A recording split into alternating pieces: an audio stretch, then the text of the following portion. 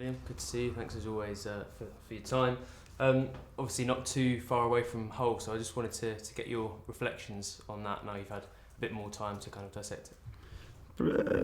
Pretty much the same, I think, as I felt after the game. Obviously watched it back again at the weekend, as I always do, and probably just increased the frustration even more, especially watching the first half, just scratching your head of what more you can do to score, because it, like I say, it was so dominant, created so many good opportunities, and again, same feeling probably at half time for the lads, but that was kind of the bit where we made sure we didn't focus too much in the first half and spoke more around what we expected second half, like we spoke about the weekend. And it was, to concede that early on, you're up against it, and where we're at, it's a similar feeling too many times, and it was a tough undertake, that's for sure.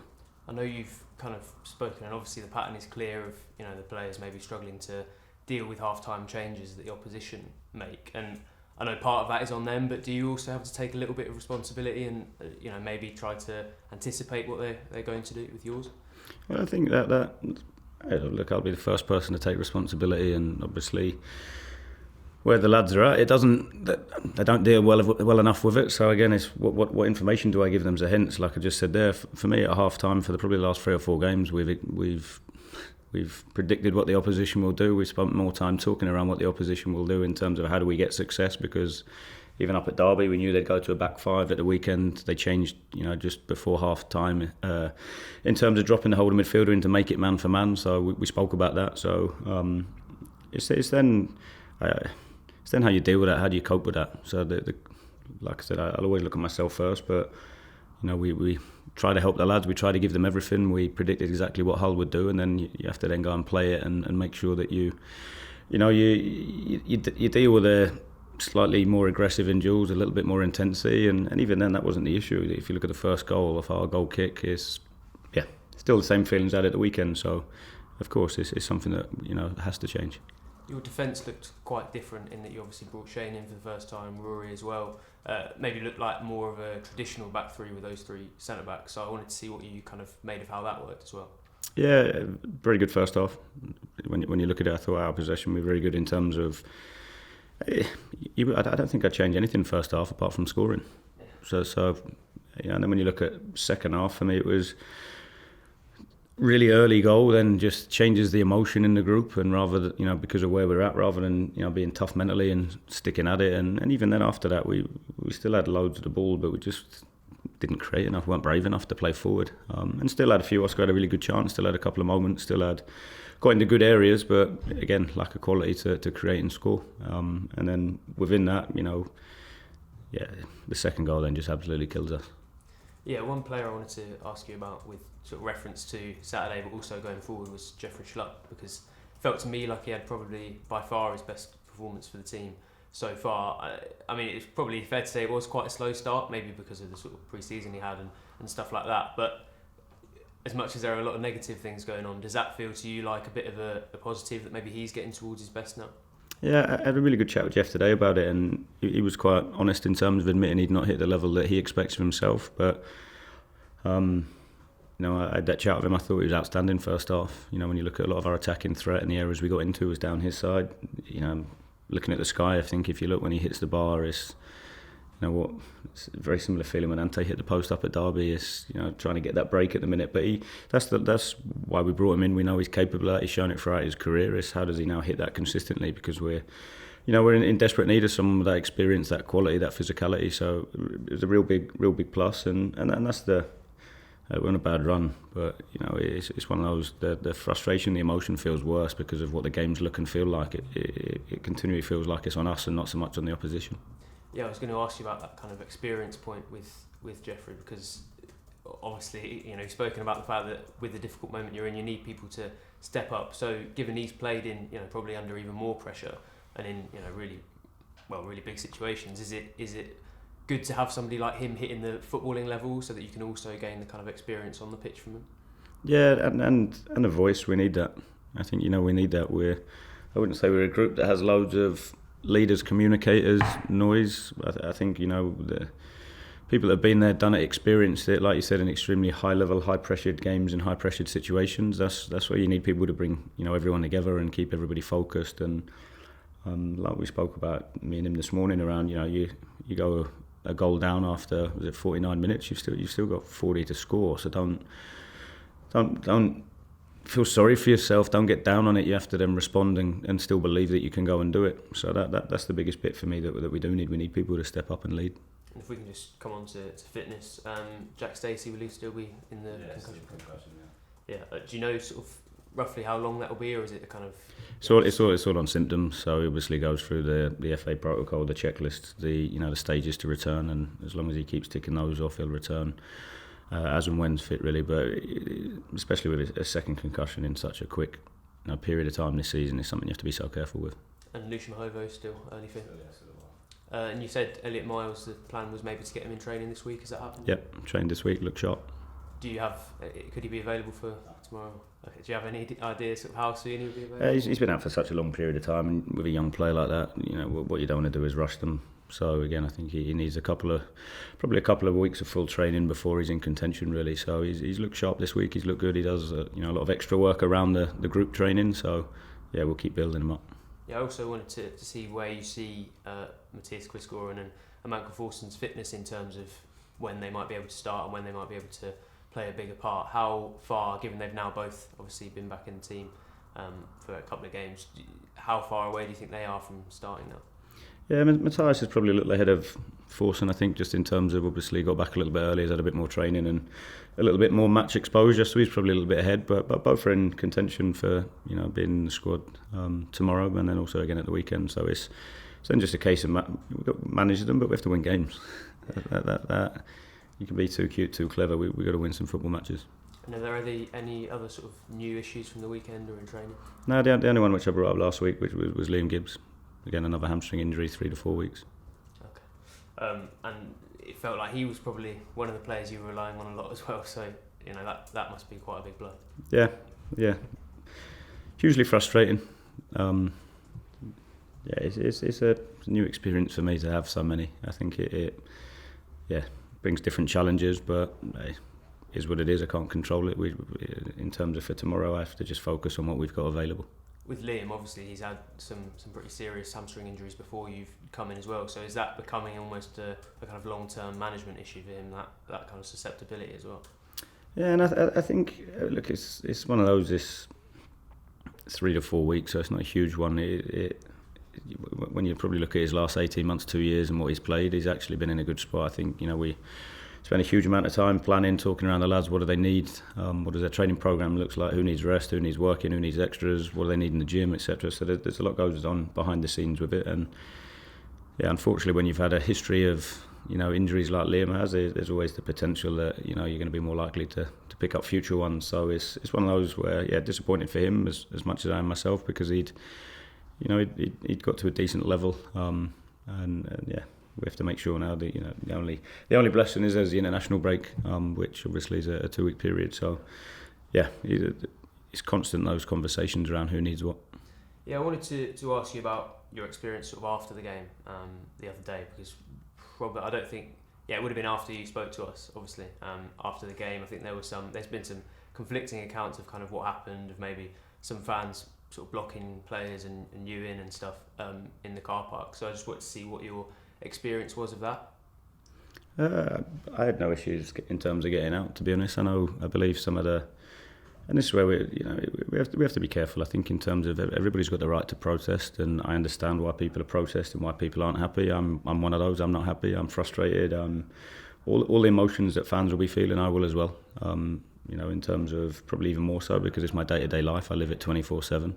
I think it for me where it becomes too far is when players' families feel threatened or feel uncomfortable. It then goes from professional to personal for me, which is, any walk of life, right? If you're at your job, you shouldn't feel threatened when you go into work, right? So I think it's unique in football. There's not too many industries where it happens, but again, I think there's a real fine line. Of course, like I want to reiterate and be really strong that people have the right to protest, but at the same point, there's a level where it becomes violent, abusive. That's then not acceptable. And when people feel threatened, that's not right for me. Have you ever sort of experienced or seen anything like that at any of your previous clubs? No. So it did feel, it's fair to say, it felt to you like it crossed the line. Well, no, I'm bits I hear. Bits you hear, bits, just other accounts, what it felt like in terms of it.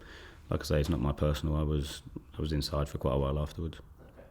I know you'll feel that you could have done things better personally and things like that, and there is a lot to talk about your job, but does it also feel like, I know you won't want to blame other people, but does it feel like you're maybe receiving a bit of pent up anger for maybe what's gone before, or some of the recruitment and stuff like that at the moment? Yeah, talking around a lot of people's opinions, right? For me, when you look at it, I'm quite clear in terms of when you look at the team, the club had a tough period at the back end of last season. I think if you look at that, I think we obviously had a huge turnover of players in the summer, and whenever you have such big turnovers, you're going to get some right, you're going to get some wrong. I think that's any club. You look at any club in Premier League down, it's always the case. I think it. Yeah, I'm not going to sit here, and it's not in my nature to come out and start throwing people under the bus and criticising this, that, the other. All I can do is come out, be open, be honest with what I feel and think. Like I said at the weekend, there's loads of stuff we've got wrong. I think there'll be stuff that we will get right for the future. I think that's probably the biggest bit. But where we're at the minute, it's about sticking together. It's not about coming out and like I said, stitching people out. It's about sticking together. It's about, there's a lot of people here that care about the club, that me included, that don't want to be in this position and want to turn it around and change it. We've got what we can work with, and that is how do we now make sure the group that we've got, we try and win tomorrow night. I think you said after the game on Saturday that you were sure there'd be kind of discussions about your future and maybe where things needed to change. As far as you're aware of those discussions taking place, and what's the product been? We had an extremely long meeting yesterday morning around the situation we're in. What do we need to do? But let's be clear, I'll be at the game tomorrow night doing everything I can to win. What I'm quite clear on is it can't go on forever, right? I think, and what I do believe is the results in the last 5-6 have been on us. And that's probably why the frustration internally is a lot higher than just the fact that it doesn't feel like we come away from games going, we've been battered, they're miles better than us. It's the same thing that we keep saying of really dominant, don't score, and then give away soft goals. That it's on us, that's not on the opposition. That's why, for me, like I said, it'll take a win, it'll take a really crappy goal of hitting somebody to go in to change it. And that's the biggest bit we have to score when we're on top. But like I said, I feel all the emotion everybody does. I'm hurting as much as anybody, but I'm gonna fight as hard as I can tomorrow night. You mentioned that meeting. Was that with the players, or was it with sort of Ben, Neil, Mark, and those sorts of people? Not with Mark. We had one in the morning with me, Huggy, Ben, Neil, and then had another one with the players as well. So we're at a stage we can keep having meetings, we can keep talking, but we have to go and deliver tomorrow. Yeah, I think some people took from what you said on Saturday that maybe almost you doubted, whether you were the right person for the job or whether you could turn it around. But just to kind of ask you about that, do you still fully believe that you will turn this around? Yeah, let's be clear. I think I kind of stressed that point at the weekend. I don't think changing me changes a huge amount. I think that when you look at it, like I say, I don't come away from the weekend going the plan was wrong, the selection was wrong, this was wrong, that was wrong. I think, of course, did I do everything I needed? Clearly not, because the lads didn't win. But at the same point, like I said, for me, it's when you're saying the same things, it's on the collective to change it. It's on the players to step up and really understand we're in a scrap, we're in a fight. That and people want to go and take responsibility. People want to go and stick everything in the net. If it takes putting 3 of their players and the ball in the net to score a goal, we have to do that.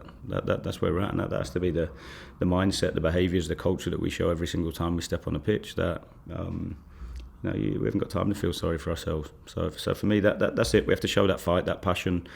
When it's going well, when it's not, that for me is the tough piece. And if changing you isn't the answer, then what do you think does need to change to turn things around? I know you mentioned January as well, so is that a possible answer to that? Yeah, I've spoken before. I think that there's a few bits that need to change, and some of it's not a quick fix. I think in terms of, we've spoken about injuries previously. I think, that it's always a challenge when you're double figures in terms of players missing, not just from, starting lineup, but then also changes you can make. Since we talk around, like I said, second half is, you're missing 10. How do you sustain a level? So again, like I said, having a few extra back in those positions definitely helps. And there's a few other bits. There's so much. It wouldn't be right for me to sit here and come out and talk around everything that I think needs work. I think there's, I've spoken before around the culture and things being too nice. There's another thing we have to create more of an edge. We have to find that nasty streak. I think we have to find that. That's not a quick fix. So there's loads of stuff that needs to change, and ultimately all we can concentrate at the minute is winning tomorrow. And on Sheffield Wednesday, what sort of game do you expect from them? Tough one? Hey, look, especially with the situation they're now in, right, with the fans, back in, and of course it brings a different energy, a different atmosphere, a different, like I said, they've had a tough time. But I think if you look historically, what it's probably done to that club, and when you look at, it's a fantastic place to go in terms of when the history behind the ground, etc., and cup semi-finals, etc. I think it's one of those where they've had a really tough time over the last few years, but what you can quite clearly see is that it brings people together. You see the players in terms of what it's done for them, understanding the situation, the fight, the way they've gone about things, their connection probably with the fans. It shows that they've had a tough time, but it brings people together, and that for me, for the lads, for us at the club in where we were at for different reasons, we can learn from that. Is there any way to mitigate the effect that sort of atmosphere and that feeling could have on your players, or do you kind of not really think about it? Yeah, no, I spoke about it. Go and spoil their party. I think that has to be the mindset. We have to go there and spoil their, like I said, they'll get a bounce, they'll get a buzz, they can get the noise going there. We have to go and spoil it. We have to go and wreck it. We have to go and be horrible to play against. Yeah, and you kind of mentioned that maybe there are a few things that you feel this club could currently learn from Sheffield Wednesday in terms of, obviously their situation has been quite a lot more extreme than it's been, but in terms of the way that they've come together, that's probably something you and your players can take away from them as well, right? Definitely that resilience, that togetherness, that spirit, that look, everybody in their lives, I'm sure, would have gone through hard times, and it's how do you get through that, and that's by having a real toughness inside you, but also then having good people around you to help you through it, and that's what we need at the minute. We need people that are willing to look inside and dig in and be tough, and then people alongside each other, dragging each other through, and that's what being a good team is, right? It's not all the highs and the easy stuff. It's when you're in a challenging period, whether it be game to game or within game, and that's our bit at the minute, within the game when we face a tough period, how do we stick together? How do we shift the momentum back in our favour? How do we keep that inner belief? How do we respond in the right way, with urgency, with positive body language, with all the things that you need to perform? And just finally, it feels like probably the major concern, or the first concern for fans right now is avoiding relegation. So given Sheffield Wednesday are they're next to you in the table, does that feel like a good opportunity to give yourselves a big boost in terms of that and trying to get rid of that worry as quickly as possible? Yeah, we need to win. Desperate for a win. So again, I think in terms of it is, of course, we've got into every single game trying to win, but we've come up short in certain areas, and that we have to make sure we don't come up short tomorrow night. We have to make sure that the behaviours are spot on, the basics, the bits that I've spoken to you a lot about, that they have to be on, at the highest level, and need people to step up, people that really want to go and change the situation, people that, can look at themselves at the end of the day and have no regrets, knowing they've given absolutely everything.